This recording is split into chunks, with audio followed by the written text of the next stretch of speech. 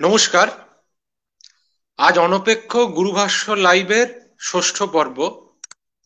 এর আগের পর্বগুলিতে আলোচনার কেন্দ্রে ছিল মূলত প্রাগাধুনিক বাংলা সাহিত্য এবং তার বিবিধ প্রতর্ক। শুধুমাত্র একটি আলোচনায় কবি দিলীপ বন্দ্যোপাধ্যায় আধুনিক বাংলা কবিতার উপর আলোচনা করেছিলেন। আজ আমাদের আলোচনার বিষয়বস্তু কবি দেবাঞ্জলি মুখোপাধ্যায়ের কবিতা। এই বিষয়ে আলোকপাত করবেন কবি এবং অধ্যাপক বল্লরী সেন। তাকে আমাদের অনুষ্ঠানে স্বাগত জানাচ্ছি এবং বক্তব্য শুরু করার জন্য অনুরোধ জানাচ্ছি। ধন্যবাদ অনপেক্ষর সকল মানুষকে, শুভমকে বিশেষভাবে ধন্যবাদ এই প্রস্তাবটি দেওয়ার জন্য যে দেবাঞ্জলি মুখোপাধ্যায়ের কবিতা নিয়ে কিছু বলার আমন্ত্রণ। এটা খুব সাধারণভাবে হয় না এবং আমার জানা নেই, আমার মনে হয় আমি অন্তত এরকম কোনো অভিজ্ঞতা আজ অব্দি আমার সংগ্রহে নেই যেখানে দেবাঞ্জলি মুখোপাধ্যায় নিয়ে আলাদা করে এককভাবে কেউ কিছু বলেছেন। কারণ এককভাবে ছাড়া এবং শুধু একটা সেশনেই বা একটা সিটিং এ পড়ে ফেলা যায় এই রকমের একটি ছোট গল্প দেবাঞ্জলি মুখোপাধ্যায়ের নয়। দেবাঞ্জলি যে সময় লিখছেন সেই সময়টা খুব অদ্ভুত একটা সময় বাংলা কবিতার দিক থেকে। 70-এর শেষ দিক থেকে নানা পত্রপত্রিকায় লিখছেন, 80-র শেষে তার বই বেরোচ্ছে, 88 সালে বাঁশফুল ও এইসব নির্জনতা এই কাব্যগ্রন্থটি প্রকাশিত হচ্ছে। বলা যেতে পারে অন্তত পক্ষে 10 বছর সময় নানা পত্রপত্রিকায় লেখালেখি করেই তার কেটেছে। বই প্রকাশ আজ অব্দি যে একটি মাত্র বই আমাদের হাতে আছে তা পাতার মানবী, যা বাঁশফুল ও এইসব নির্জনতার কিছু কবিতা এবং আরো কিছু অগ্রন্থিত কবিতাকে একত্র সংযোজিত করে প্রকাশ করেন দেবারতী মিত্র। তা অবশ্যই মরণোত্তর এই বইটি প্রকাশিত হয়। পাতার মানবীও আমাদের কাছে খুবই অচেনা। এমন একজন কবি যিনি গোড়া থেকেই নিজের সময়কালকে আলাদা করে শনাক্ত করিয়ে দিলেন, অথচ তাকে কোনোভাবেই কোনো সোশ্যাল রিয়ালিটির দিক থেকে ঠিক স্ট্রাকচারালি পড়া যায় না। তার একটা প্রধান সমস্যা, এই যে সমস্যা বলবো না, আমার মনে হয় সেটাই তার চমৎকারিত্ব। সেটা একদিকে দেবারতী মিত্রের উত্তর সাধক, বা বলা যায় একই পরিবারে আরেকজন লিখছেন, মনীন্দ্র গুপ্তও আছেন, কিন্তু এই দুজন মানুষের পরে কোনো তৃতীয় ব্যক্তির নয়, সম্পূর্ণভাবে স্বয়ংভর কবিতা লেখার একজন হয়ে ওঠা, যাকে ঘিরে একটা দীর্ঘ যাকে ঘিরে বলা যেতে পারে গোটা জীবনটাও শেষ করলে সম্পূর্ণ পড়ে ওঠা যায় না, এমন কবিতা তিনি লিখছেন।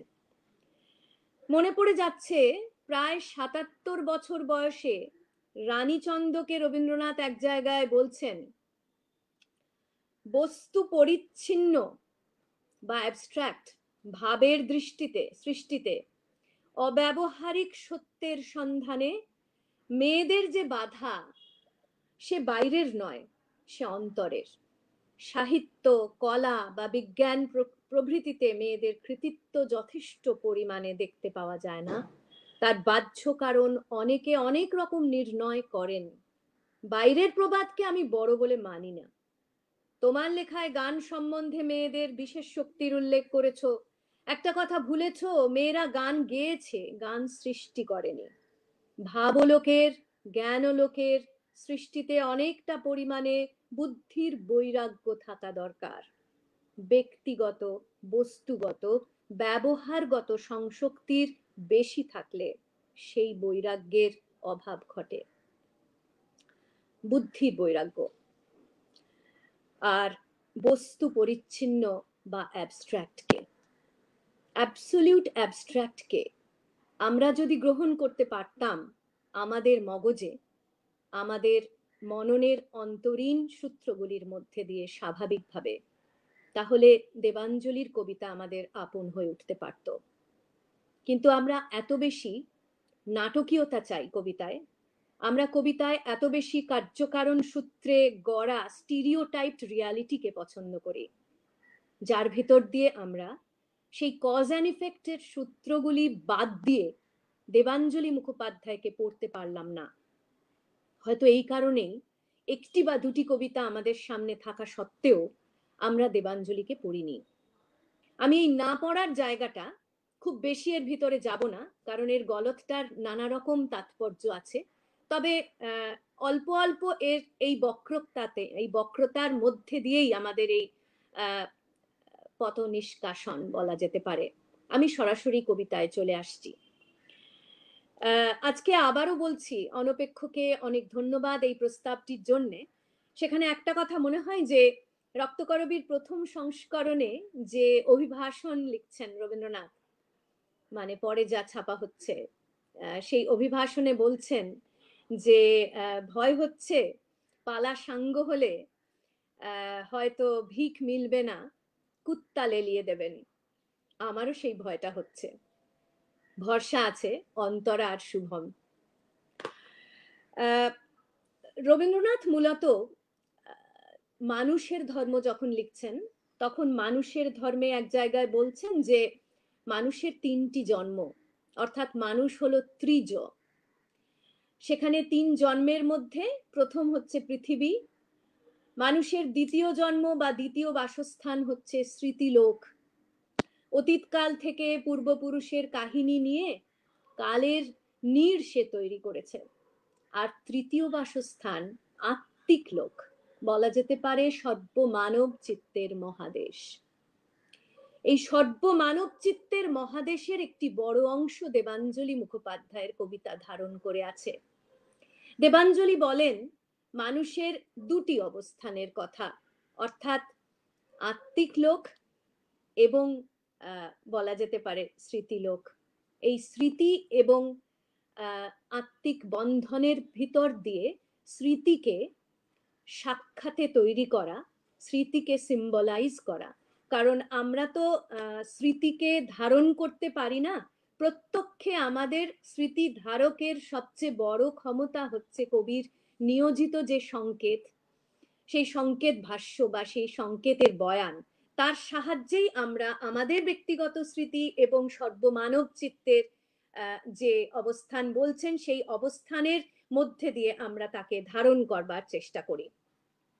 অর্থাৎ এই দ্বিজ মানুষ বা এই দ্বিজ ধারণ করবার যে ক্ষমতা, সেই ক্ষমতার ভিতর দিয়ে আমি তার পাতার মানবী বইটির প্রথম কবিতায় চলে যাচ্ছি।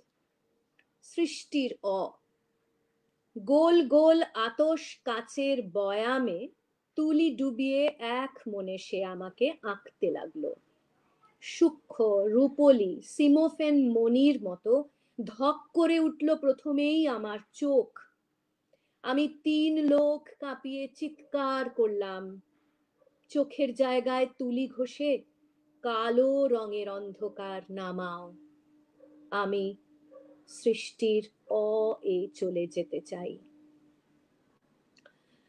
প্রথম কবিতাটির দিক থেকে এই বিন্যাসটি আশ্চর্য।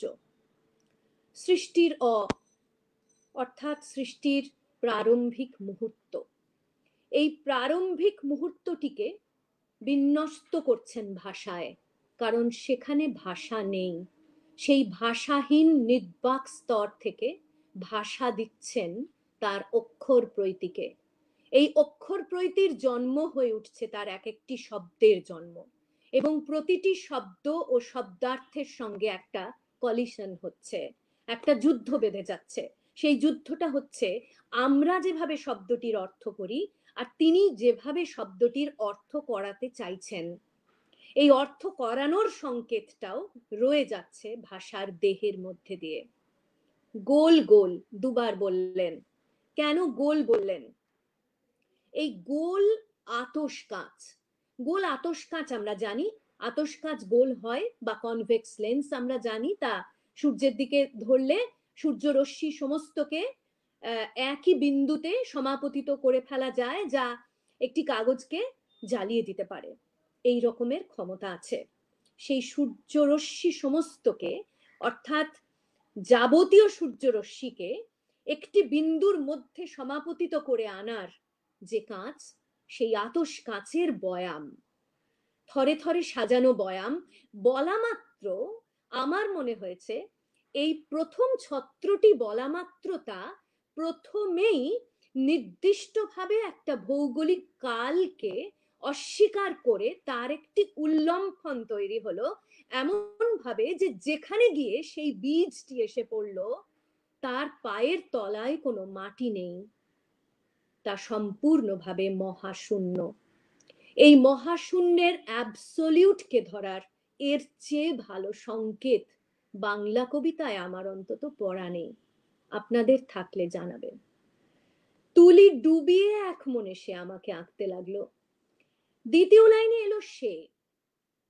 সে বলা মাত্র আমাদের মনে হয় বাইরের কেউ, কবির নিজের কেউ নয়, কবি নিজে তো ননি। অর্থাৎ কবি যাকে প্রত্যক্ষ করছেন যে তাকে আঁকছে, এমন কেউ যে কিনা তার বাইরের কেউ, যে তাকে তুলি আর রঙের সাহায্যে একটু একটু করে এঁকে চলছে। ঘটনাটি ঘটছে কিন্তু ঘটনাটি শেষ হয়ে যায়নি। এইটা হচ্ছে আরেকটা চমৎকারিত্ব দেবাঞ্জলির।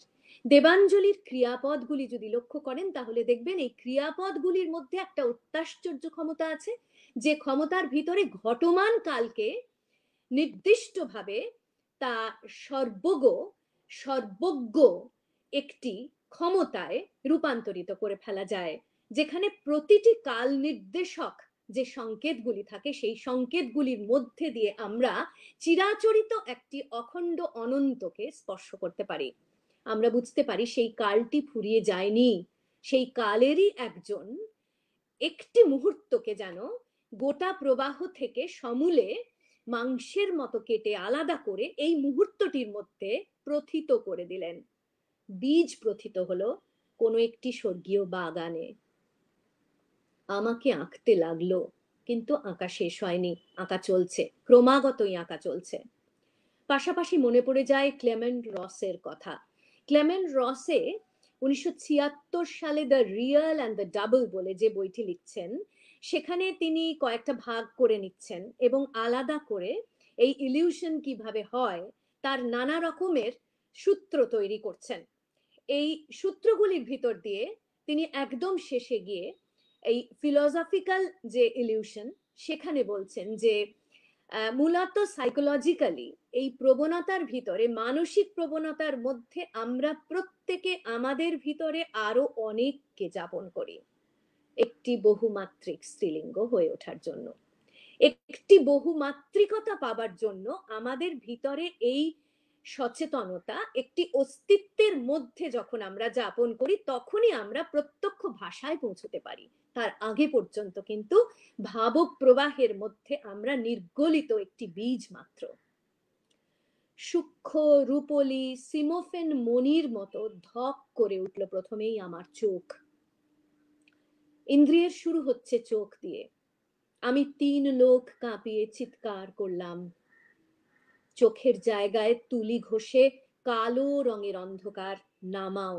অর্থাৎ অন্ধকার শর্তহীনভাবে কালো নয়। এখনো পর্যন্ত অন্ধকার বলা মাত্র কালো বোঝায় না। অন্ধকার আরো অনেক উৎকর্ষে, আরো অনেক উচ্চতর স্তরের কোনো একটি অ্যাবসলিউটকে বোঝায়। সেই অ্যাবসলিউটের ধারণা এখানে প্রত্যক্ষ উঠে এলো। কালো রঙের অন্ধকার, অর্থাৎ অন্ধকার যে মুহূর্তে বিশেষীকরণ করা হলো তাকে বর্ণ দিয়ে বলা হলো, সঙ্গে সঙ্গে এলো ভাষা। তার আগে পর্যন্ত সেই অন্ধকারের ভাষা ছিল না, তার আগে পর্যন্ত সেই অন্ধকারকে সংজ্ঞায়িত করার কোনো ক্ষেত্র ছিল না। কিন্তু সেই অন্ধকারই বীজের প্রথম আলো, সেই অন্ধকারই জন্মের প্রথম আলো। লক্ষণীয়, এই বইটির প্রায় প্রত্যেকটি কবিতায় দিন ও শেষের কবিতা, ছায়ার কবিতা, সূর্যালোকের কবিতা একটিও নয়। একটি মাত্র কবিতা আমি পেয়েছি যেটি ভগিনী নিবেদিতাকে উদ্দেশ্য করে প্রায় শেষের দিকে। এছাড়া আরো একটি খুব জোর, তার বেশি আর একটিও নেই। পূর্ণচন্দ্রের কথা আছে, অর্ধচন্দ্রেরও কথা আছে, সম্পূর্ণ অমাবস্যার কথা আছে, দিনান্তের কথা আছে, অস্তরাগের কথা আছে।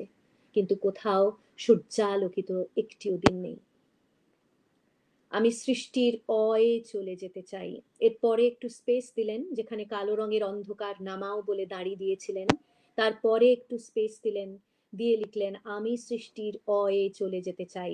এই গভীর সুষুপ্তির মধ্যে আমাকে নিয়ে যাও, বা আমি এই গভীর সুষুপ্তির মধ্যে যেতে চাই, অর্থাৎ আমি জন্মান্তরিত হতে চাই, অর্থাৎ আমি আরেকটি জন্মের প্রবাহের মধ্যে সমাপতিত হতে চাই, রেখায়িত হতে চাই। এই রেখার বন্ধন, তুলির বন্ধন, যা গোল গোল আতস কাজ। কিন্তু গোল বলা মাত্র, হ্যাঁ, লিনিয়ারিটি নিশ্চয়ই নয়, লিনিয়ার টাইম স্কিম এখানে কিছু মাত্র চলবে না। কিন্তু লিনিয়ারিটি মানেই যে তার বাইরে যাওয়া মানেই যে তা সার্কুলার, তার বাইরে যাওয়া মানেই যে তা বৃত্তায়িত, এমনটা তো নয়। এখানে শুরু করেছেন গোল গোল বলে, কিন্তু এই গোল গোলের মধ্যে অবশ্যই একটা পুনরাবর্তনের কথা আছে। এই পুনরাবর্তিত আতস কাজ, এই পুনরাবর্তিত জন্ম মৃত্যু চক্র, সেই চক্রের চক্রাবর্তনকে শেষ পর্যন্ত প্রত্যাখ্যান করে বললেন আমি সৃষ্টির অয়ে চলে যেতে চাই। এই অয়ে চলে যেতে চাই বলা মাত্র তখন আবারও ক্লেমেন্ট রসেকে মনে হয়, যেখানে বলছেন সাইকোলজিক্যাল ইলিউশন চ্যাপ্টারটার মধ্যে, the distancing of one self by one self, এই নিজের হাতে নিজের দূরত্ব স্থাপনা করা, এই নিজের হাতে নিজের দূরত্ব স্থাপনার মধ্যে দিয়েই অন্তর্লীন জীবনের অভিপ্রায়কে আরো নূতনতর করবার যে অভিক্ষেপ, সেই অভিক্ষেপটি দিয়ে কবিতাটি শেষ করে দিলেন। তারপর আর কিছু বললেন না।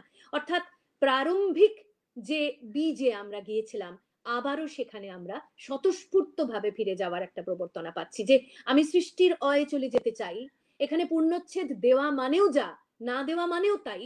তার পরের লাইনেই আমরা আবারও গোল গোল আতস কাচের বয়ামে তুলি ডুবিয়ে এক মনে সে আমাকে আঁকতে লাগলো, এই জায়গাটায় পৌঁছে যাচ্ছি।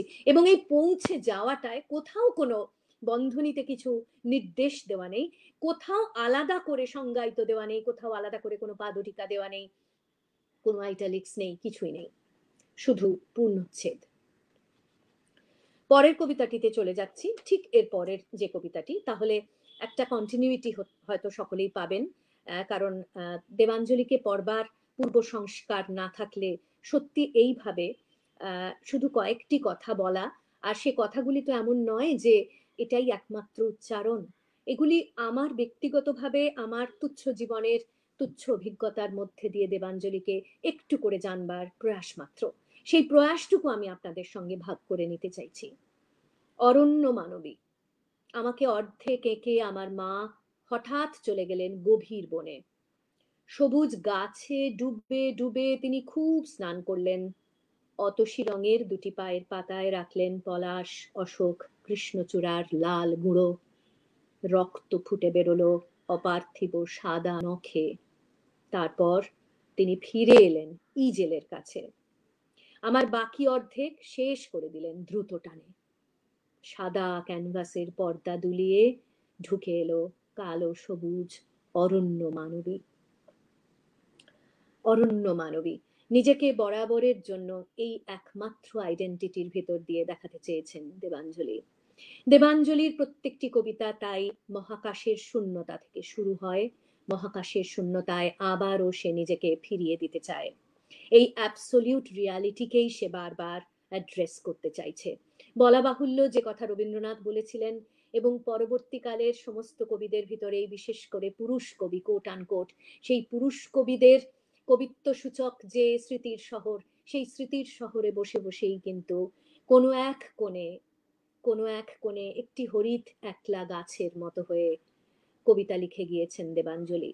দেবাঞ্জলির কবিতার ভিতরে খুব আশ্চর্যজনক ভাবে তার অকাল প্রয়াণ যেন লিপিবদ্ধ হয়ে আছে। কি করে তিনি জানলেন, বারবার মনে হয় কিভাবেই বা তিনি পড়তে পেরেছিলেন তার কপালের লিখন।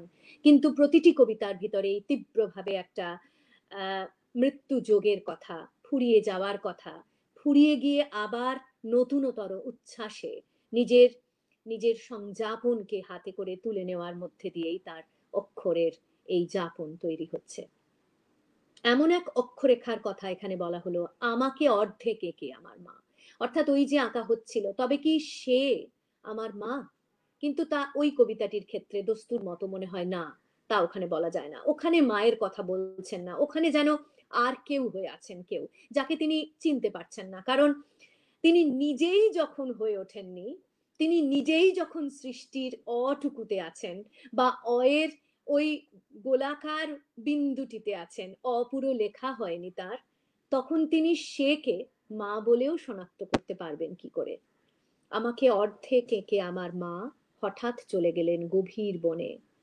অর্থাৎ এই অর্ধেক আঁকা, আর তারপরে যখন তিনি গাছে গাছে গাছে ডুবে ডুবে স্নান করলেন, তাহলে মায়ের যে তলটা বা মায়ের যে অক্ষরেখা, সেই অক্ষরেখা কিন্তু আমাদের সাধারণ জীবনের ভৌগোলিক অক্ষরেখার সঙ্গে মিলবে না। কারণ মা আছেন অনেক উচ্চ কোটিতে, কোটি কোটি আলোকবর্ষের কোন উপরিতলের সপ্তর্ষি মণ্ডলে। সেইখান থেকে মা গাছের উপরের যে অংশগুলি, বনানীর বা অরণ্য প্রান্তরের যে উপরিতলগুলি, সেইখানে যেন ডুবে সেই অরণ্য স্নানে আছেন। এবং অরণ্য স্নানের শেষে যখন আবার হঠাৎ করে তার মনে পড়লো, তখন তিনি আবার এসে খুব দ্রুত টানে, এই দ্রুত টানে বলা মাত্র আমাদের অকাল প্রয়াণটার কথা মনে হয়, যে হয়তো তিনি সেই ইঙ্গিত কোথাও করে ফেলেছিলেন, না জেনেও করে ফেলেছিলেন হয়তো। আর তারপর প্রথম নির্মাণের সঙ্গে দ্বিতীয় নির্মাণের যে মিলহীনতা, সেইটি খুব আশ্চর্য। সাদা ক্যানভাসের পর্দা দুলিয়ে ঢুকে এলো কালো সবুজ অরণ্য মানবী। খুব আশ্চর্যভাবে চিত্রার্পিত বাংলা কবিতা তৈরি হচ্ছে দেবাঞ্জলির হাতে। এই দেবাঞ্জলির যে বর্ণের ব্যবহার, রঙের ব্যবহার, তা প্রচলিত গতে বাঁধা মেয়েদের কবিতার বর্ণের ব্যবহারের সঙ্গে এক নয়। কারণ তিনি সবচেয়ে বেশি করে যে রঙগুলি ব্যবহার করেছেন, সেই রঙগুলিকে আলাদা করে শুধু কয়েকটি পৌনপুনিক ব্যবহার বলা যাবে না, তার মধ্যে আরো অনেক স্তর এবং আরো অনেক আধার আছে। যেমন মণি, যেমন ওখানে বলা হলো সিমোফেন মণি, আমরা আগের কবিতায় দেখলাম এই সিমোফেন মণি সূক্ষ্ম রূপলি সিমোফেন মণির মতো। এটি এমন একটি পাথর, এমন একটি পাথর যে পাথরকে অনেকে ক্যাটসাই বলেন, ক্রিসোবেরিল। এই ক্রিসোবেরিল বেরিলিয়ামের একটি বিশেষ কম্পাউন্ড, তারই একটি পাথর হচ্ছে সিমোফেন। সিমোফেন দেখতে খুব ঝকঝকে এবং তার পেটের ভিতর দিয়ে একটা একটা আলোর চাকা যেন ঠিকরে বেরোচ্ছে, যেটাকে তিনি সূক্ষ্ম রূপলি সিমোফেন মণি বলছেন। অর্থাৎ তার চোখের এই ঐশ্বর্য বা চোখের ভিতরে আলোকে ধারণ করবার ঐশ্বর্য হয়তো এর ভিতরে আছে। আমি পরের কবিতায় চলে যাচ্ছি।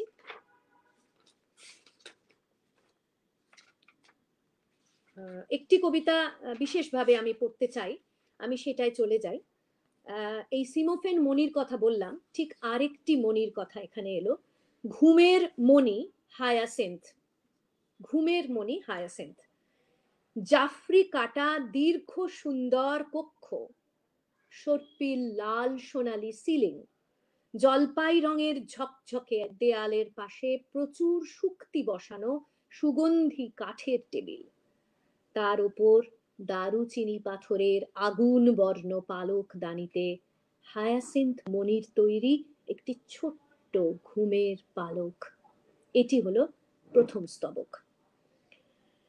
লক্ষ্য করুন, একদম শুরুতে যেখানে বলছেন জাফরি কাটা দীর্ঘ সুন্দর কক্ষ, শুধু জাফরি শব্দটা দিয়েছেন। জাফরি কাটা বলা মাত্র এই দীর্ঘ সুন্দর কক্ষ, এই যে শেষ অংশটা, এই শেষ অংশটা যেন না বললেও হতো, প্রথম অংশটি যথেষ্ট। অর্থাৎ কর্তা অংশটি দিয়েই বাকি সমস্তটা বুঝিয়ে দেওয়া হচ্ছে। ঠিক তেমনি করে পরের লাইনটার সর্পিল লাল সোনালী সিলিং, খুব বিশেষভাবে মনে হয় এখানে বদ্রিয়ের কথা। যা বদ্রিয়ে যেখানে বলছেন যে একটা অংশ আছে যেখানে আমরা যখন এই জাফরি কাটা দীর্ঘ সুন্দর কক্ষ বলছি, অর্থাৎ এই জাফরি কাটা কক্ষগুলোর এর ভিতর দিয়েই আমরা বুঝিয়ে দিতে পারি যে কয়েকটি স্তরের মধ্যে পরপর চিত্রকল্প এবং এই বর্ণনার একটা পৃথক জগৎ নির্মিত হচ্ছে। প্রথমটা যেটা বদ্রিয়ে বলছেন রিফ্লেকশন। বদ্রিয়ে 4 রকমের সিম্বল ব্যবহার করবার কথা বলেছেন, 4 phases of symbols বলছেন। তার প্রথমটা হচ্ছে রিফ্লেকশন। প্রতিবিম্ব, যদি প্রতিবিম্ব বলি তাহলে জাফরিকাটা বলা মাত্র আমাদের মনে যে ভিশনটা তৈরি হচ্ছে, যে মনের চোখ দিয়ে আমি যে দীর্ঘ একটা প্রাসাদ এবং প্রাসাদের মধ্যে সেই জাফরিকাটা কক্ষগুলি দেখছি, বলা মাত্র আমি কিন্তু ইতিহাসকে লালন করছি আমার অক্ষরের মধ্যে, এবং সুদূর জ্ঞাপিত ইতিহাস, যে ইতিহাস কোনোদিন শেষ হবে না, যে ইতিহাসের রহস্য মানুষের কাছে কোনোদিন শেষ হবে না। সর্পিল লাল সোনালী সিলিং, এইখানে একটা নতুন স্তর তৈরি হলো। কেন সর্পিল শব্দটায়? সর্পিল বলা মাত্র এখানে আলাদা করে আমরা পরের স্তরে বা অন্য আরেকটি সিম্বলের দিকে, যেটাকে বদ্রিয়ে বলছেন মাস্ক, অর্থাৎ যা গোপন করে রাখে, মূল কাঠামোকে গোপন করে রাখে, মৌলিক যে কনসেপ্টটা, সেই কনসেপ্টটা বা যে কল্পনা প্রতিভার সাহায্যে যাকে তিনি দেখাতে চাইছেন, মোক্ষকে, গন্তব্যকে, সাধ্যবস্তুকে আড়াল করে রাখছে, এই সর্পিল হচ্ছে সেই রকমের একটি প্রতারণামূলক শব্দ। লাল সোনালী সিলিং, লাল আর সোনালীর মধ্যে যে উজ্জ্বলতা আছে, সেই উজ্জ্বলতা সিলিং এ রয়েছে, অর্থাৎ বলা বাহুল্য এখানে সিলিং বলতে এই নভমণ্ডলীকে বোঝানো হচ্ছে, এবং এই নভমণ্ডলীর মধ্যে দিয়ে লাল আর সোনালী এই দুটো রংকে ব্যবহার করলেন জলপাই রঙের ঝকঝকে দেয়ালের পাশে, অর্থাৎ অরণ্য প্রকৃতি, অরণ্য প্রকৃতির যে দেয়াল, সেই অরণ্য প্রকৃতির দেওয়াল জুড়ে আছে, যেন তিনি অরণ্য প্রকৃতির বেষ্টিত হয়ে আছেন, এবং সেই বেষ্টনীর মধ্যে মাথার উপরে যে ছাদ, সেই ছাদ হচ্ছে সর্পিল লাল সোনালী সিলিং, অর্থাৎ সূর্যের যে আরোহ এবং অবরোহের যে দিকগুলো তার কথা বলা হচ্ছে, যেখানে লাল আর সোনালী এই দুটি প্রধান রং। প্রচুর শুক্তি বসানো সুগন্ধি কাঠের টেবিল, তার ওপর দারুচিনি পাথরের আগুন বর্ণ পালক দানিতে, এই অংশে মনে হয় যে বিশেষভাবে একটা ইলিউশন তৈরি করতে চেষ্টা করছেন, যেখানে জলপাই রঙের ঝকঝকে দেয়ালের পাশে প্রচুর শুক্তি বসানো, অর্থাৎ ওই ঝিনুক বসানো সুগন্ধি কাঠের টেবিল, এই ঝিনুক বসানো কাঠের টেবিল, অর্থাৎ এইখানে একটা সোশ্যাল রিয়ালিটি আসছে, এবং তার উপর দারুচিনি পাথরের আগুন বর্ণ, এই দারুচিনি পাথরের আগুন বর্ণ পালকদানি, এইটা একটা ইলিউশন তৈরি করছে। এই দারুচিনি পাথর কিন্তু আসলে হচ্ছে হায়াসিন্থ পাথর, এই হায়াসিন্থ মণি, যার নামে কবিতাটি ঘুমের মণি হায়াসিন্থ, তাহলে হায়াসিন্থ এমন একটি পাথর যার প্রথমের রংটা থাকে, যখন মূল পাথরটি মাটি থেকে পাওয়া যায় তখন তার রং থাকে এই দারচিনির মতো রং থাকে, কিন্তু পরে গিয়ে বিশেষ উত্তাপের সঙ্গে রং বদল হয়। সিমোফেন মনিরও কিন্তু রং বদল করার একটা ক্ষমতা আছে, ঠিক তেমনি এখানেও এই পাথরের রং বদল হয়, এবং সেই রং বদল হয়ে সে আশ্চর্য সুন্দর একটি নীল বর্ণ ধারণ করে, এবং সেই নীল বর্ণকে আমরা অনেক সময় সেই নীলকান্ত মণি বলে থাকি। মনে রাখতে হবে হায়াসিন্থ শব্দটা ব্যবহার করলেন, এই হায়াসিন্থ কিন্তু কচুরিপানাকেও বলা হয়। হায়াসিন্থ একদিক থেকে একটা জলজ উদ্ভিদ, আরেক দিকে মহাকাশের মহাসমুদ্রের ভিতর থেকে উত্থিত একটি মণি বা একটি পাথর। সেই পাথরের রং কখনো দারচিনি রঙের, কখনো তা নীলকান্ত মণির মতো রং। সেই রকম ভাবে যদি দেখা যায়, সেটি ক্রমশ তৈরি করতে করতে হায়াসিন্থ মণির তৈরি একটি ছোট্ট ঘুমের পালক। হায়াসিন্থ মণি বা এই মণি সম্পর্কে আমি একটু পড়ে দেখলাম, যেখানে বলা হচ্ছে যে hyacinth helps to escape darkest moments, grants hope, prevents hallucinations and drives away melancholy, আমাদের বিষাদ থেকে আমাদেরকে বের করে আনতে পারে এই হায়াসিন্থ মণি, এবং দীর্ঘ অন্ধকার বা হতাশা থেকে, আশাহীনতা থেকে আমাদেরকে বার করে আনতে পারে।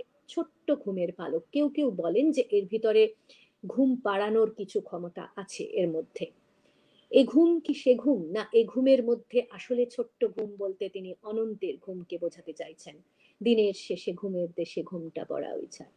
এই জায়গায় পরের স্তবকে চলে আসছি। বাগান থেকে সন্ধ্যার ছায়ারা পায়ে পায়ে ঘরে ঢুকে পড়ল, স্বর্গীয় বাগান মৃত্যুবারের দেশ, মানুষের হাড়ের তৈরি বাঁশিটা এবার বাজাও, আর ৩০০ সোনার মৌমাছি বসানো চিল পারিকের সবাধারের আবরণটি আমার শরীরে আস্তে আস্তে টেনে দাও।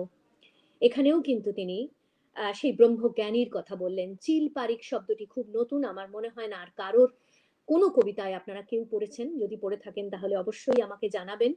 কিন্তু এই চলমান মাটিতে ফিরে যাওয়ার যে বাসনা, এবং মাটিতে ফিরে যাওয়া বলতে আমি সেই সবাধারের যে আবরণ বলা হলো, যা আমার শরীরে আস্তে আস্তে টেনে দাও, অর্থাৎ আমি শেষ হয়ে যাই, ক্রমশ আমি মাটির ভিতরেই মিশে যাই সম্পূর্ণ, এবং ভূপৃষ্ঠের তলায় আমার স্থান হোক।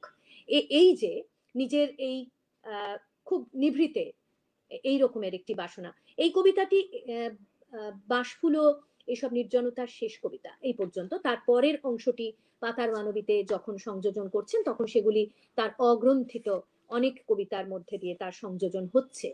আমি আজকে যে শিরোনামটি দিয়েছিলাম, সেই শিরোনামে ক্রমশ এবার এগিয়ে আসার পালা। আমি আরেকটি কবিতার কথা বিশেষভাবে বলতে চাই, যা আমার ধারণায় খুব তীব্রভাবে একটা অ্যান্টাগনিজম আছে, এবং এই অ্যান্টাগনিজমের মধ্যে দিয়ে মনোবীক্ষণের এক একটি কোষকে তিনি খুলে দেখাচ্ছেন। বিবর্তনের নিচে, বিবর্তন বলে আলাদা একটি কবিতা লিখেছিলেন মাকে নিয়ে, আর এই কবিতাটি বাবাকে নিয়ে। ও এ বাড়িতে থাকে না, তবে রোজই একবার পাহাড়ের ছায়া ছুঁতে আসে। ও নিজেও এখন ছোট্ট একটা পাহাড়। মা বেঁচে থাকতে ও অবশ্য একজন মানুষই ছিল। পানের নরম চারা গজাতে না গজাতেই বরজ ঝড়ে ভেঙে গেল। তখনও হাহা সূর্যের তলায় পাথর হতে হতে এখন পাহাড়। এখনো জিপসিদের পোশাক পরে, চুল বব করেছে, ওর কানে বড় বড় আকাশ পাখির ঠোঁটের মতো রিং। এই নেই মানুষকে দেখে হয় মানুষেরা হাসে। আমার খুব তীব্রভাবে মনে হয় যে প্রথালীন যে কবিতাগুলি তার সমকালীন কবিরা লিখছেন, সমকালে যে ফেমিনিজম চর্চা হচ্ছে 70-এর শেষ এবং 80-র গোড়া থেকে শুরু করে, বহু মেয়েরা কবিতা জগতে লেখার দিক থেকে সরাসরি পৌঁছে গেছেন, এবং তারা অনবরত তাদের লেখালেখির সঙ্গে বাকি মানুষেরা পরিচিত হচ্ছেন। তাদের থেকে কোথাও তিনি তার একটি পৃথক বলা যেতে পারে মহাকাশকে শনাক্ত করে সেইখান থেকে যে কবিতা লিখছেন, সেই কবিতার মধ্যে খুব কনসিয়াস একটা স্কিজোফ্রিনিয়া আছে, খুব কনসিয়াস একটা নিজেকে বিচ্যুত করে রাখা, নিজেকে বিচ্যুত করে রাখা, কিন্তু সামাজিকভাবে সেই বিচ্যুতিটা তার নিজের মগ্ন চৈতন্যের মধ্যে প্রথিত হয়ে আছে। কাজে সেটা কোনো পলায়নী মানসিকতা নয়, সেটার আলাদা করে কোনো কিছুর জন্য নয়, কোনো বিশেষ অবজেক্টিভ নিয়ে নয়, সেটি তার নিজের শতপ্রণোদিত একটি বিশেষ অস্তিত্ব। জন্মসূত্রে এই যে বিবর্তনের নিচে, অর্থাৎ বিবর্তনেরও আরো তলায় আরো তলায় আরো তলায় সিঁড়ি দিয়ে নামতে নামতে যেন শেষ ধাপে পৌঁছে গেছেন, যেখানে বলছেন যে ও এ বাড়িতে থাকে না। এই যে সর্বনাম ব্যবহার করছেন, আমরা জানি দেবারতীদির কবিতায় আমরা ও এই সর্বনামটি দেখতে পেয়েছি নানাভাবে, এবং ও নামের একটি বইও আছে। বলা বাহুল্য তা মনীন্দ্রগুপ্তকেই উদ্দেশ্য করে পরবর্তীকালে মনীন্দ্রগুপ্তের প্রয়াণ পরবর্তী দেবারতীদির সৃজন চর্চার ক্ষেত্রে আমরা দেখেছি। আর এখানে ও বলতে একরকমের আমি, কিন্তু ও এ বাড়িতে থাকে না, তবে রোজই একবার পাহাড়ের ছায়া ছুঁতে আসে। বারবার পাহাড় বলছেন, পাহাড় বলছেন পিতাকে, পাহাড় বলছেন নিজেকেও, যেখানে বলছেন ও নিজেও এখন ছোট্ট একটা পাহাড়। কিন্তু সেই পাহাড়ের ছায়া ছুঁতে, পাহাড় বলা মাত্র আমাদের হিমালয় বা শাক্ত পদাবলীর কথা মনে হয়। আর আমরা তো জানি যে বৈষ্ণব পদাবলীর বড় ভক্ত ছিলেন দেবাঞ্জলি। জীবনের অন্যান্য কবিতা, দেবারতী মিত্র তার যে আত্মজীবনী, সেখানে বারবার করে এই কথাটি লিখেছেন যে দেবারতী মিত্রের পছন্দের শাক্ত পদাবলী, আর বৈষ্ণব পদাবলী হচ্ছে দেবাঞ্জলির পছন্দ। দেবাঞ্জলি তাকে নিজে পড়তে পড়তে বারবার করে শুনিয়ে শুনিয়ে পড়ানোর চেষ্টা করছেন। মা বেঁচে থাকতেও অবশ্য একজন মানুষই ছিল। এই ও প্রত্যেকটি লাইনে এই যে ও ব্যবহার করছেন, অর্থাৎ আমি একটা যে কেউ, অর্থাৎ আমি যে আমি নই, এমন ভাবে এই তৃতীয় বাচক, তৃতীয় পুরুষ হিসেবে এই রকমের একটি সর্বনাম ব্যবহার করছেন। কোথাও কোনো নাম নেই, কোথাও ইগোসেন্ট্রিক আমি সত্তাটি, আমি অক্ষরটি, আমি শব্দটিকেও নিশ্চিতভাবে প্রত্যাখ্যান করা হচ্ছে। পানের নরম চারা গজাতে না গজাতেই বরফ ঝড়ে ভেঙে গেল। তখনও হাহা সূর্যের তলায় পাথর হতে হতে এখন পাহাড়। অর্থাৎ মা ছিলেন ছায়া, তারপর মা যখন নেই তখনও নিজেই তার দাহের ভিতর দিয়ে জমে জমে পাথর হয়ে গেছে এবং ছোট্ট একটি পাহাড়ে পরিণত হয়েছে। এই পাহাড় বলা মাত্র, আমি জানি না, আমি এটা বলছি, আপনারা বিচার করে দেখবেন, আমার ভীষণভাবে রক্তকরবীর কথা মনে হচ্ছে। এবং রক্তকরবীর রাজা যেখানে বলছে, নন্দিন, একদিন দূর দেশে আমারই মতো একটা ক্লান্ত পাহাড় দেখেছিলাম, বাইরে থেকে বুঝতেই পারিনি তার সমস্ত পাথর ভিতরে ভিতরে ব্যথিয়ে উঠেছে। একদিন গভীর রাতে ভীষণ শব্দ শুনলুম, যেন কোন দৈত্যের দুঃস্বপ্ন গুমরে গুমরে হঠাৎ ভেঙে গেল।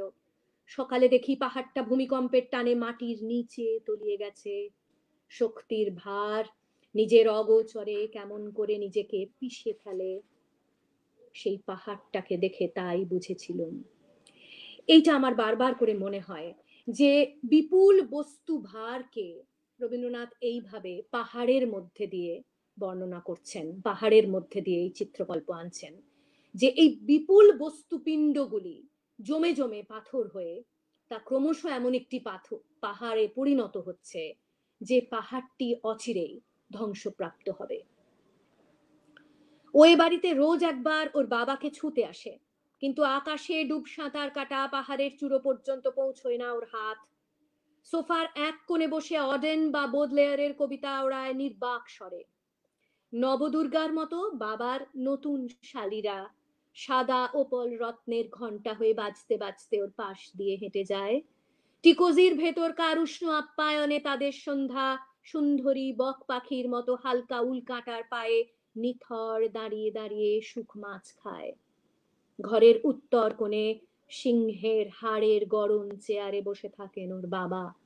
বাবার প্রতি সহদরার যেমন ছিল, তেমনি দেবাঞ্জলিরও হয়তো ভয় ছিল, যে ভয় থেকে এই রকমের একটি চিত্রকল্প, এরকমের একটি চেহারের বর্ণনা আছে। সিংহের হাড়ের গরম চেয়ারে বসে থাকেন ওর বাবা, জটিল গ্রাফের মতো তার মনে পোড়া নীল রেখার অনেক গিঁট মারিয়ে মারিয়ে সময় হাঁটে। এই কবিতার মধ্যে দিয়ে আমি জানতে চাইছি এখানে সময়টা কি, এখানে কোন সময়কে তার টুটি চিপে ধরে আছেন দেবাঞ্জলি। যদি বলা যায় এখানে ডারউইনের বক্তব্যের একটা বিরুদ্ধ গতি আছে, যেখানে বলছেন যে পানের নরম চারা গজাতে না গজাতেই বড় ঝড়ে ভেঙে গেল, তখনও হাহা সূর্যের তলায় পাথর হতে হতে। অর্থাৎ এর ভিতরে তো কোটি বর্ষের একটা দূরত্ব আছে, তার কথা বলা হলো না। ঠিক যেমন করে মনীন্দ্রগুপ্ত পরে যখন নুড়ি বাঁদর লিখছেন, সেইভাবেই বলা যেতে পারে যে প্রকৃতির একজন হয়ে যে অস্তিত্বে তিনি তার পরিচয় আছেন, সেই অস্তিত্বের চেয়ে একদম সমূলে আলাদা একটি নির্বাক অস্তিত্বের মধ্যে তিনি নিজেকে দেখতে চাইছেন। যেখানে আমরা আত্মার যে আত্মাকে আমরা ইমর্টালাইজ করছি, সেটা তো প্রাচীন কাল থেকেই আমরা করছি। যেরকম আমরা জানি যে সক্রেটিস নিজেও তো সোল ইজ ইমর্টাল এটা বলছেন।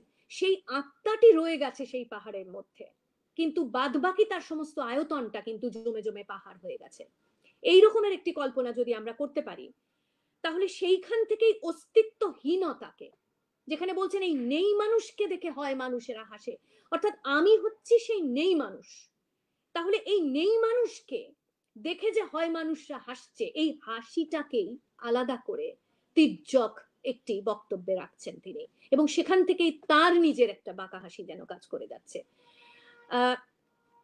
খুব তীব্রভাবে মনে হয় যে এই নজন যে নবদুর্গার কথা বলা হলো, অর্থাৎ অন্য জন্মের কথা, এবং এই অন্য জন্মে বাবার সঙ্গে যখন দেখা হচ্ছে বা বাবাকে দেখতে আসছেন, তখন মনে হচ্ছে যে একজন দুর্গার যেমন নজন রূপ থাকে, ঠিক সেই রকম তার নজন শালী আছেন। সেই নজন শালীরা তার পাশ দিয়ে যেন সেই একটি ওপাল রত্নের মতো ঘন্টা বাজাতে বাজাতে চলে যাচ্ছে, অর্থাৎ তাদের বাজনা শোনা যাচ্ছে, তাদের আলাদা করে চেনা যাচ্ছে না কাউকে। এবং টিকোজির ভেতরকার উষ্ণ আপ্যায়নে, এখানে টিকোজি শব্দটা আমার বিশেষভাবে মনে হয় যেটা বদ্রিয়ে বলতে চাইছেন, যে অনেক সময় আমরা একটা আমাদের নির্মাণ করা একটা হাইপার রিয়ালকে আমরা চোখের সামনে ধরে দিতে চাই, একটা আর্টিফিশিয়ালিটিকে আমরা নির্মাণ করি, যেটা আসলে কিন্তু ফেক, তার কোনো অস্তিত্ব নেই। ঠিক তেমনি করে এই রকমের তথাকথিত বুর্জোয়া যে অভিজাত সমাজ, নাগরিক সমাজ, এখানে আরবানিটি, তীব্রভাবে আরবানিটি সম্পর্কে একটা অ্যাড্রেস করা আছে, এবং বলা বাহুল্য সেটা কিছুটা বক্রভাবেই, যেখানে টিকোজির ভেতরকার উষ্ণ আপ্যায়নে, অর্থাৎ এই উষ্ণতা তো তৈরি করা, স্বনিয়ন্ত্রিত উষ্ণায়ন, এবং এই উষ্ণায়নের যে প্রকল্পটা, সেই প্রকল্পটা কৃত্রিম ভাবে তৈরি করা, সেখানে মানবিক সম্পর্কের মধ্যে উষ্ণতা হারিয়ে যাচ্ছে। ঘরের উত্তর কোণে এই শেষ অংশটি অভূতপূর্ব। আমার মনে হয় এই শেষ অংশের মীমাংসা আমার কাছে নেই। আমি শুধু খুব খুব তুচ্ছ এবং নগণ্য একটি প্রয়াস যেটুকু করেছি আপনাদের কাছে বলছি। ঘরের উত্তর কোণে সিংহের হাড়ের গরম চেয়ারে বসে থাকেন ওর বাবা। ঘরের উত্তর কোণ, উত্তর কোণ কুবেরের কোণ, উত্তর দিক কুবেরের দিক। তবে কি বাবাকে সেই রকমের একটি দূরত্বে রেখে কোথাও তার অন্তরের মনশ্চেতনার মধ্যে দিয়ে অবচেতনে কুবেরের দিক থেকে পড়া হচ্ছে? বা হতে পারে উত্তর বলতে এখানে পশ্চাৎগামী সময়কে বলা হচ্ছে। পশ্চাৎগামী সময়, উত্তরকাল যেভাবে আমরা বলি, অর্থাৎ সময়কে এখানে পশ্চাৎগামী সময়ের দিক থেকে ভবিষ্যৎকে এনে ফেলা হলো। অর্থাৎ বহু বর্ষ পরবর্তী কোনো একটি ধাপে, কোনো একটি বহু জন্মের ভিতরে এমন একটি অস্তিত্ব তিনি পেতে পারেন যেখানে বাবা এরকমের একটি চেয়ারে বসে আছেন, আর তিনি, অর্থাৎ তিনি যেন জীবিত, তিনি সেই নেই মানুষ হয়ে বাবার কাছে পৌঁছে যাচ্ছেন, বাবাকে দেখতে যাচ্ছেন, বাবাকে ছুটে যাচ্ছেন। বলা যেতে পারে যে দেবারতী মিত্র তার বোনের এই বইটি সম্পাদনা সূত্রে একদম ভূমিকায় লিখছেন যে ভ্রমণ এবং বই পড়া ছিল তার নেশা। তো সেই রকম দিক থেকে আমাদের মনে হয় যে, আমরা তো জানি যে দেবারতী বলছেন মুসৌরিতে কুবেরের যক্ষের মতো উদ্ভিদহীন পাহাড়। এই যে কল্পনাটা আসছে, এই কল্পনার ভিতরে হয়তো কোথাও দেবাঞ্জলির এই কল্পনাও মিশে আছে। আর পাশাপাশি মনে হবে, আমাদের মনে পড়বে যে গীতা চট্টোপাধ্যায়ের একটি প্রবন্ধ আছে দেবাঞ্জলি মুখোপাধ্যায়ের কবিতা নিয়ে, যেখানে এক জায়গায় তিনি মলয়চন্দন মুখোপাধ্যায়ের কথায় বলছেন, মলয়চন্দন বলছেন যে দেবাঞ্জলির নিজের একটি সমান্তরাল ঘরকন্যা ছিল, তা হচ্ছে তার কবিতা যাপন।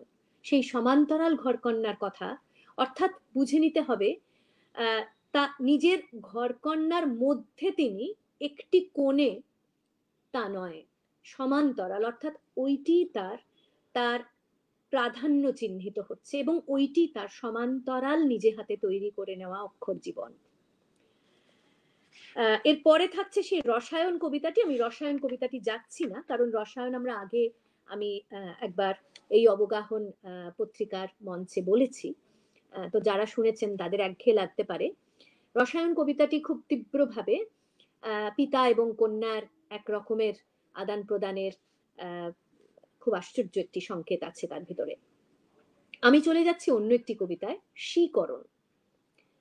মনে হয় একটানা আলতো ঘাসের নদী, পায়ের গোড়ালি ডুবে যায় এত ঘন। দৌড়তে দৌড়তে আধখানা সোনালী শরীর নিয়ে এসে ভাবলো অদূরে পাতলা ও সবাষ্প মেঘের অনেক নিচে, খুব সচেতন হয়ে তাকে দেখছে তার প্রেমিক, হরিণের শিঙের মতো আঁকা বাঁকা। দৌড়তে দৌড়তে দৌড়তে দৌড়তে সে ভাবতে ভাবতে দৌড়তে লাগলো। পায়ের গোড়ালি থেকে জানু পর্যন্ত ডুবিয়ে, জানু থেকে বুক পর্যন্ত ডুবিয়ে, বুক থেকে কালো চুল ভর্তি তার মাথাটা, অনেক যুগের শ্যাওলা পড়া বহু শীষ একটা কালো ফুলের মতো কাঁপতে লাগলো। তাদের টুপটাপ উঠতে উঠতে অতল ঘাসের মধ্যে সেই বহু বয়স্ক কালো ফুলটা ডুবে গেল। শিকরণ প্রথম অংশে, প্রথম পাঠে মনে হতে পারে নিসর্গের কবিতা, নিসর্গ প্রেমের কবিতা, কিন্তু কসমিক চেতনা বিশ্বের একটি মুহূর্তে সন্তান জন্মের কবিতা হয়ে উঠছে একদম শেষে। এই মহাজাগতিক বিশ্বের একজন হয়ে তা নিজের মায়ের গর্ভ থেকে নিষ্কাশনও হতে পারে, আবার নিজের ভ্রূণ হয়ে নিজেরই গর্ভের ভিতর দিয়ে তাকে উচ্চারণ করাও হতে পারে।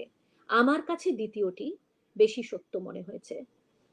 এই বহমানতার কথা বলছেন যখন একটানা আলতো ঘাসের নদী, এখানে আলতো শব্দটা দেওয়া মাত্র একটা ট্যাকটাইল সেন্সেশন তৈরি হলো, যা আমাদের স্পর্শের সঙ্গে যুক্ত, এবং স্পর্শ মাত্রই তার সোশ্যাল রিয়ালিটি আছে সেখানে। অ্যাবসলিউট একটা অ্যাবস্ট্রাক্টনেসকে আমরা আলাদা করে সেখান থেকে যেন ঝাঁপিয়ে পাটা মাটির উপরে এসে পড়লো, এরকম মনে হতে পারে। পায়ের গোড়ালি ডুবে যায় এত ঘন। পায়ের গোড়ালির যে স্পর্শ, আমরা জানি পায়ের তল হচ্ছে সবচেয়ে স্পর্শকাতর, এবং পায়ের গোড়ালির ব্যবহার আমাদের মনে পড়ে যায় ক্ষুধিত পাষাণ গল্পে। ক্ষুধিত পাষাণ গল্পে সেই অস্তরাগ যখন সূর্যাস্ত হয়েছে, তখন ঘাটের সিঁড়ির ওপরে সেই সুস্তা নদীর জলের দিকে এগিয়ে যাওয়া যে পদক্ষেপগুলি, তার যে পদচারণার যে শব্দ, সেখানে সেই নৃত্যময় যে পদচারণা, তার কথা রবীন্দ্রনাথ বলছেন। এবং তার কথা সেই তুলার মাসুল কালেক্টর তার মনে যে ছাপ তৈরি করছে, যেখান থেকে সে নিজেই নিজের অনস্তিত্বে একটি পৃথক অস্তিত্ব যাপন করছে সেই মুহূর্ত থেকে। দৌড়তে দৌড়তে আধখানা সোনালী শরীর নিয়ে এসে ভাবলো, এখানে পায়ের গোড়ালি দুবার ব্যবহার হচ্ছে, তারপরে অনেক দীর্ঘ পথ। যখন বলছেন পায়ের গোড়ালি ডুবে যায় এত ঘন, এখানে ঘনত্ব যেমন বোঝানো হচ্ছে, গভীরতা যেমন বোঝানো হচ্ছে, অনেক স্তরে, বহু স্তরকে বোঝানো হচ্ছে। অর্থাৎ উচ্চতম বিন্দু থেকে বা সপ্তর্ষি মণ্ডলের কোনো একটি বিন্দু থেকে যদি কেউ ক্রমশ নিচে নেমে আসে, একদম উপর থেকে নিচে, নিচ থেকে উপরে নয়, তাহলে ভাবুন যে যে যে পার্সপেক্টিভ থেকে আমি একদম হাইস্ট লেভেল অফ অল্টিটিউড, যেটা আমার স্বপ্ন কল্পনার ভিতর দিয়ে ধারণা করা সম্ভব, সেইখান থেকে যদি আমি ক্রমশ একটি সিঁড়ি ফেলে দিলাম, একটি কল্পনার সিঁড়ি ফেলে দিলাম, এবং সেইখান থেকে আমি ক্রমশ নেমে আসছি, এইরকম যদি ভাবেন, তাহলে দেখবেন যে এই বহমানতাটা ক্রমশ স্পন্দমান হয়ে যাচ্ছে। যেখানে বলছেন পায়ের গোড়ালি ডুবে যায় এত ঘন। আবার অন্যদিক থেকে যদি বলা হয়, তাহলে মায়ের জঠর থেকে নেমে আসছে ভ্রূণ। ভ্রূণের এই নেমে আসা ক্রমশ ভূমিষ্ঠ হওয়ার দিকে সে এগিয়ে যাচ্ছে। সেখানে তার পায়ের দিক থেকেই তো সে ভূমিষ্ঠ হয়, তার পাটাই প্রথমে মাটি স্পর্শ করে। তো সেই জায়গা থেকে হয়তো এর একটা অন্য তাৎপর্য নিশ্চয়ই থাকতে পারে। দৌড়চ্ছে, সে দৌড়চ্ছে, সে বহু প্রজন্ম থেকে দৌড়চ্ছে, বহু কাল, বহু বর্ষ থেকে দৌড়চ্ছে, এবং এই দৌড়ানোটা, অর্থাৎ যেটা পাস্কাল কুইনার্ড বলছেন দ্য সাইলেন্ট ক্রসিং এই বইটির এক জায়গায়, যে মায়ের গর্ভস্থ ভ্রূণের যে জীবন অস্তিত্ব, জন্ম অস্তিত্ব, সেই জন্মস্তিত্বের আগেও, আরো আগেও আগে ছিল, সেইখান থেকেই তার জন্মটা ধরতে হবে। অর্থাৎ আমরা যে ভিভিপ্যারাস, অর্থাৎ আমরা যে মায়ের জঠরে প্রাণ পাই এবং আমাদের চেতনা তৈরি হয়, 3 সপ্তাহের পর থেকে আমরা মায়ের কণ্ঠ শুনতে পাই, মায়ের ডাককে শনাক্ত করতে পারি, মা বলে চিনে নিতে পারি এমন একজনকে যে আমার খুব আপন। এইভাবে আমার একটা সংযোগ তৈরি হয় মায়ের সঙ্গে। সেটা শুধুমাত্র নারীজ নয়, শুধুমাত্র গর্ভফুলের নয়। এখানে সে গর্ভফুলের একটি আশ্চর্য ইমেজারি ব্যবহার করলেন কবি। তা আমার মনে হয় কোনো মেয়ে কবির দিক থেকেই অত্যন্ত শ্লাঘার বিষয়। অদূরে পাতলা ও সবাষ্প মেঘের অনেক নিচে খুব সচেতন হয়ে তাকে দেখছে তার প্রেমিক। হরিণের শিঙের মতো আঁকা বাঁকা দৌড়তে দৌড়তে দৌড়তে দৌড়তে, আগের লাইনে একবার দৌড়তে বলে পরের লাইনে 3 বার দৌড়তে সে ভাবলো, অর্থাৎ দৌড়তে দৌড়তে ভাবছে। তার মানে এটি তার যাত্রাপথ, এই যাত্রাপথের মধ্যেই তার এই দৌড় আছে। সে কোথাও গন্তব্যে পৌঁছতে চায়, দৌড়টা গন্তব্যহীন নয়, সে যে বিন্দু ছুঁতে চায় সেই বিন্দুতে তাকে পৌঁছতেই হবে, এই রকমের একটি প্রবর্তনা তার ভিতরে আছে। এই 2 ছত্রের ভিতরে ছোট্ট একটি গ্যাপ রাখলেন, দিয়ে বললেন পায়ের গোড়ালি থেকে জানু পর্যন্ত। অর্থাৎ সে ভাবতে ভাবতে দৌড়তে লাগলো বলে পূর্ণচ্ছেদ দিলেন, দিয়ে যখন পরের লাইনে আসছেন, সামান্য বাঁদিক ঘেসে যখন লিখছেন, তখন এই 2-এর মধ্যে জন্ম আর মৃত্যু ঘটে গেছে। পায়ের গোড়ালি থেকে জানু পর্যন্ত ডুবিয়ে, জানু থেকে বুক পর্যন্ত ডুবিয়ে, বুক থেকে কালো চুল ভর্তি তার মাথাটা অনেক যুগের শ্যাওলা পড়া বহু শীষ, এই অংশটি পুরোপুরি জ্যোতিচিহ্নহীন। এখানে কোনো কমা, দাড়ি, সেমিকোলন, ড্যাশ চিহ্ন কিছুই নেই। বহু যুগের শ্যাওলা পড়া বহু শীষ একটা কালো ফুলের মতো কাঁপতে লাগলো। এই কালো ফুল বলা মাত্র আমার কাছে এই গর্ভফুলের কথাই মনে হয়, যেটা মায়ের সঙ্গে তার বহু জননী তন্ত্রের ভিতরে রিক্ত হয়ে যাচ্ছে। তার সঙ্গে যে যোগ, সেই যোগ ক্রমশ ছিন্ন হচ্ছে এবং তার ভিতর দিয়েই তার জন্ম এগিয়ে আসছে। স্বাভাবিক যে নির্বাচনের নিয়ম সেগুলি ভাঙছেন। এবং আমরা আগে ভাষাগত দিক থেকে যদি দেখি, তাহলে ভাষার যে টাইম স্প্যান যে সেমান্টিক ফিল্ড, সেই সেমান্টিক ফিল্ডের ভিতরে কিন্তু বারবার করেই একটা চাবুক আছে।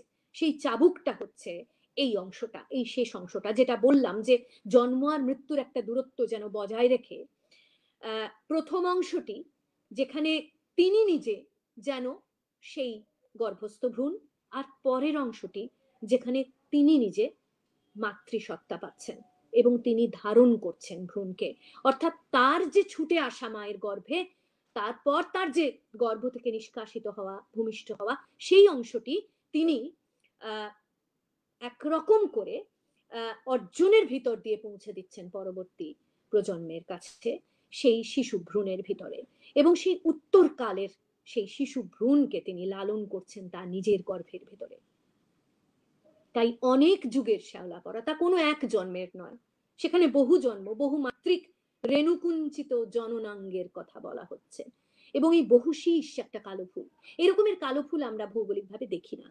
এবং হ্যাঁ, কালো কালো ফুল নিশ্চয়ই হতে পারে, কালো আগুন যদি হয় কালো ফুলও নিশ্চয়ই হতে পারে, কিন্তু বহুমাত্রিক এই রেণুকুঞ্চিত, আমরা জানি প্ল্যাসেন্টা যখন তৈরি হয় তখন প্ল্যাসেন্টাই যেহেতু শিশুর মূল আশ্রয় হয়, শিশুর মূল গর্ভাশ্রয় হয়, সেই প্ল্যাসেন্টার ভিতরেই তার যে মাতৃ ছায়ায় সে লালিত হতে পারে, তার রক্ত নাড়ির ভিতর দিয়ে সে মাকে যেভাবে পেতে পারে, এবং তার তার জীবনের সঙ্গে তার যে যোগ তৈরি হয়, সেক্ষেত্রে সেটা শুধু তো কোনো একটি ফুল নয়, তাই তা কালো ফুল। বহু শীষ একটা কালো ফুলের মতো কাঁপতে লাগলো, অর্থাৎ তার ভিতরে প্রাণ স্পন্দিত হচ্ছে, প্রাণ নিষ্কাশিত হবার অপেক্ষায়। তারপর টুপটাপ উড়তে উড়তে অতল ঘাসের মধ্যে সেই বহু বয়স্ক কালো ফুলটা ডুবে গেল। বহু বয়স্ক কেন? আমরা জানি টার্নার বলছেন যে compatible words may even without a syntax suggest a subject or a scene। এই সাজেশনটা, অর্থাৎ এই যে প্রতীয়মানতা, এই প্রতীয়মানতার মধ্যে দিয়ে আমরা বুঝে নিচ্ছি যে কালো ফুলের মতো কাঁপছে। এই কাঁপনটা, এই কাঁপনের ভিতর দিয়ে টুপটাপ উঠতে উঠতে অতল ঘাসের মধ্যে সেই বহু বয়স্ক কালো ফুলটা ডুবে গেল। অর্থাৎ এইভাবে সে ভূমিষ্ঠ হচ্ছে, এইভাবে কালো ফুল থেকে কালো ফুলটিকেই সে একরকম ছিন্ন করে বেরিয়ে আসছে বাইরে আলোতে। সেই বহু বয়স্ক কালো ফুলটা ডুবে গেল। বলা যেতে পারে পরের কবিতাটি তাই জন্যই পাতার মানবী। পাতার মানবীরা বনের ছায়ায় ছায়ায় হাঁটছিল, উলু ঘাসের এলো চুলে লাল ফলের ছায়া ঠিক চুনির বাঁকা টায়রা। ওরা ফুলের বন মারিয়ে ফলের বনের গা দিয়ে ল্যাবরেটরির সুতীব্র আলো জ্বলা জ্বলন্ত হলুদ সব সুঁড়ি পথ পেরিয়ে হেঁটে যাচ্ছিল। ওদের সঙ্গে হাঁটতে হাঁটতে আমার অঙ্গে একটি পাতা গজালো, তারপর দুটি, তিনটি, সংখ্যাহীন অসংখ্য পাতার আবরণ আমাকে ঢাকতে ঢাকতে ঢাকতে ঢাকতে আমার মানব জন্মকে ঢাকা দিয়ে গেল। তখন আমিও, বলে একটি ড্যাশ দিচ্ছেন। এখানেই কবিতাটি শেষ হচ্ছে। ক্রিয়াপদের ব্যবহার এবং পাশাপাশি ক্রিয়াপদকে স্পন্দমান করে তোলার যে ক্ষমতা, সেই স্পন্দমানতার মধ্যে একদিকে মাকে নির্মাণ করছেন এবং পাশাপাশি তিনি দেখাতে চাইছেন যে ধরা যাক পৌরাণিক একটি অস্তিত্ব, পৌরাণিক একটি পরিচয়।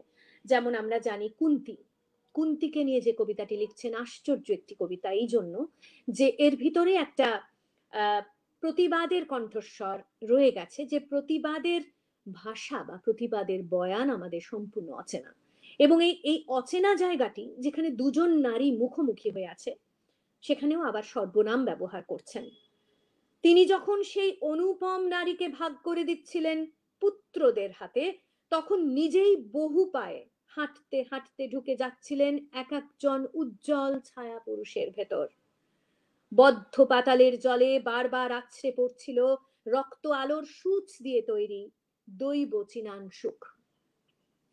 আমার একটা কথা এটা পড়তে পড়তে মনে হয় যে কুন্তির যে বাসনা এবং বাসনা বনাম যে সামাজিক পরিকাঠামো, যেখান থেকে কুন্তি সূর্যদেবকে কামনা করেছেন এবং তার পরবর্তী ধাপগুলি আমাদের জানা, এই আখ্যানটি কোথাও গেলেন না, এই আখ্যানটির কথা আলাদা করে বললেন না। শুধুমাত্র কুন্তি সেই মুহূর্তটি এসে দাঁড়িয়েছেন যেখানে দ্রৌপদীকে ভাগ করে দিচ্ছেন তার পুত্রদের কাছে, তার ভাষায়নটা কেমন। সেইখানে বলছেন যে এক একজন উজ্জ্বল ছায়া পুরুষের ভেতরে কুন্তি ঢুকে যাচ্ছেন, হেঁটে হেঁটে ঢুকে যাচ্ছেন। রক্ত আলোর সূচ দিয়ে তৈরি, রক্ত আলোর সূচ অর্থাৎ যিনি সূর্যকে কামনা করেছেন, সেই সূর্যের দাহ স্মৃতি দিয়ে তৈরি তার চিনাংশুক। সেই চিনাংশুক যার গায়ে, সেই মাতাল জাতি ফুলের গন্ধে কামুক হচ্ছিল আষ্টে পৃথিবী। বুড়ো রস্ক কামভূপ পুরুষেরা তখন সতৃষ্ণ বাহু দিয়ে টেনে নিচ্ছিলেন একটি বহুমাত্রিক স্ত্রীলিঙ্গ, অর্থাৎ পুরুষের পার্সপেক্টিভ। এবং এই পুরুষ বহু পুরুষ মিলিত হয়ে এই কামভূপ পুরুষেরা, তাদের বহুস্তরীয় ব্যভিচার এবং এই বহুত্ববাচক যে বিশেষণগুলি ব্যবহার করলেন, যেখানে বুড়ো রস্ক অর্থাৎ বিবাহিত বা বাহিত এই অর্থে, প্রাতিষ্ঠানিক দাম্পত্যকে ভেঙে, এখানে প্রাতিষ্ঠানিক দাম্পত্যকে ভাঙার জন্য বললেন বদ্ধ পাতালের জল। সেই বদ্ধ পাতালের জলে বারবার আছড়ে পড়ছিল সেই কুন্তির যে যাত্রাপথ, সেই যাত্রাপথটা যেখানে তিনি হেঁটে ক্রমশ ঢুকে যাচ্ছেন ছায়া পুরুষের ভেতরে, আর সেই পাতালের জলে আছড়ে পড়ছে তার দৈব চিনাংশুক। শেষ দুটো লাইন এরকম, তিনি এক একটি দৃপ্ত জঙ্ঘার তাড়নে জন্ম দিতে দিতে আত্মজোদের যখন ভাগ করে দিচ্ছিলেন সেই অনুপম নারীকে। সত্যি বলতে কি, এই শেষ দু লাইন এর কোনো মীমাংসা নেই। এই শেষ দু লাইন আলাদা করে কিভাবে আমরা পাঠ প্রণয়ন করব তা গভীর অনুধাবনের বিষয়, গভীর পর্যালোচনার বিষয়, দীর্ঘ সময় ধরে পড়বার বিষয়। তা কোনো একদিনের একটা সেশনে বলে শেষ করে ফেলার বিষয় নয়। এবং সেইখান থেকে আমি এই শেষ দু লাইনের মানে করতে চেষ্টা করব না।